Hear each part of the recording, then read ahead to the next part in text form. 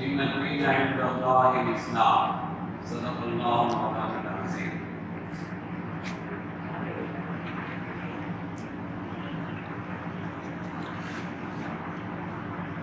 بے چین روحوں کا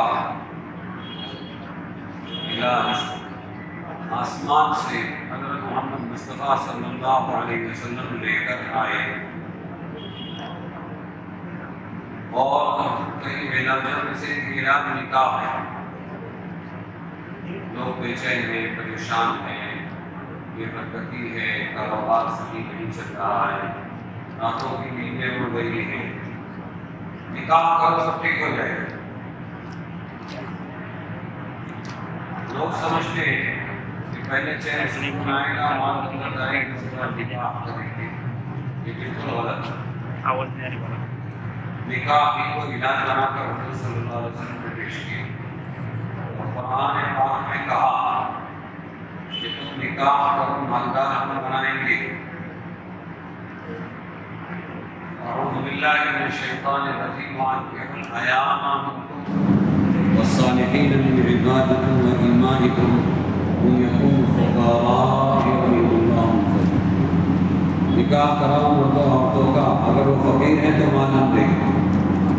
تو ہم کہتے ہیں مال پہلے نکاح بعد میں، اور اللہ کہتا ہے نکاح پہلے مال بعد میں. نکاح کی برکت سے مال ہے.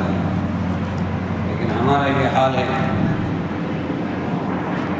یہ حال ہے کہ ہر کام میں الٹے.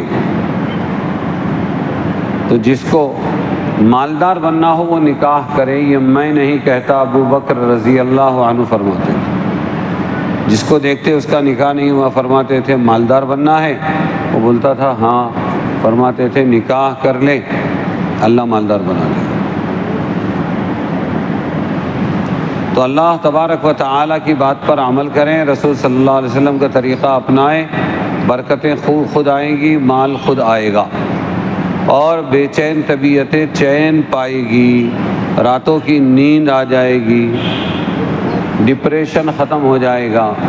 ورنہ ساری گولیاں کھاتے رہو، علاج کرتے رہو، چین سکون نہیں آئے گا. اس لیے مسلمان کو چاہیے کہ وقت پر نکاح کرے، پھر اس کے بعد سادہ کرے، زیادہ نہ کرے.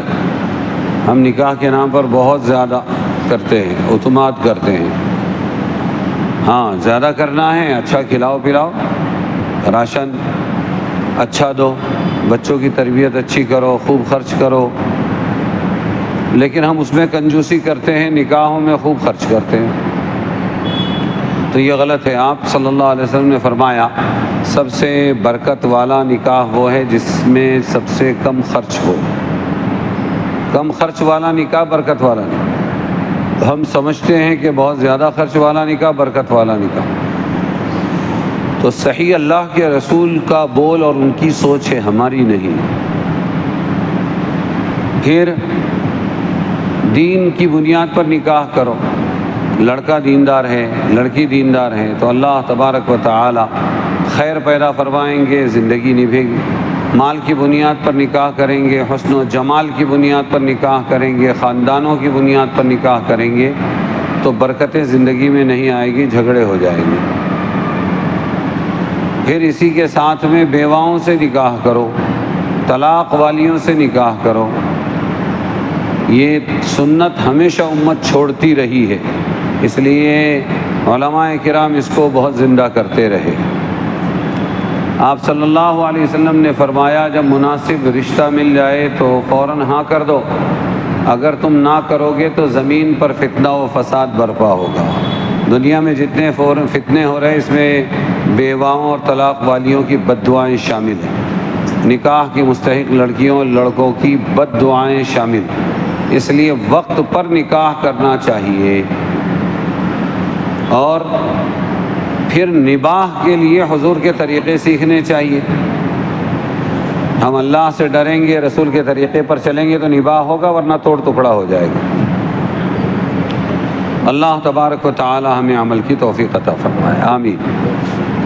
الحمد لله نحمده ونستعينه ونستغفره ونؤمن به ونتوكل عليه ونعوذ بالله من شرور أنفسنا ومن سيئات أعمالنا من يهده الله فلا مضل له ومن يضلله فلا هادي له ونشهد أن لا إله إلا الله وحده لا شريك له ونشهد أن سيدنا ومولانا محمدا عبده ورسوله صلى الله عليه وعلى آله وأصحابه أجمعين أما بعد أعوذ بالله من الشيطان الرجيم بسم الله الرحمن الرحيم يا أيها الناس اتقوا ربكم الذي خلقكم من نفس واحدة وخلق منها زوجها وبث منهما رجالا كثيرا ونساء واتقوا الله الذي تساءلون به والأرحام إن الله كان عليكم رقيبا يا أيها الذين آمنوا اتقوا الله حق تقاته ولا تموتن إلا وأنتم مسلمون يا أيها الذين آمنوا اتقوا الله وقولوا قولا سديدا يصلح لكم أعمالكم ويغفر لكم ذنوبكم ومن يطع الله ورسوله فقد فاز فوزا عظيما وقد قال النبي صلى الله عليه وسلم النكاح من سنتي وقال فمن رغب عن سنتي فليس مني صدق الله مولانا العظيم وصدق رسوله النبي الكريم ونحن على ذلك من الشاهدين والشاكرين والحمد لله رب العالمين. جناب مولانا حنیف رفیق شیخ صاحب یہ دلہے مسکان نوشاد شیخ دلہن، ان کی دستخط لے لو نا دلہے میاں.